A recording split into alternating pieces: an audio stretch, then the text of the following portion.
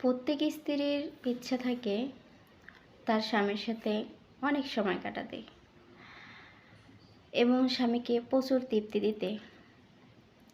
এজন্য পুরুষের উচিত স্ত্রীকে সময় দেওয়া, ভালোবাসা এবং সে বিষয়গুলো খেয়াল করা।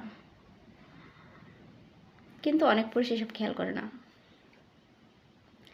আসলে সেদিকে কিন্তু পুরুষদের খেয়াল করা উচিত।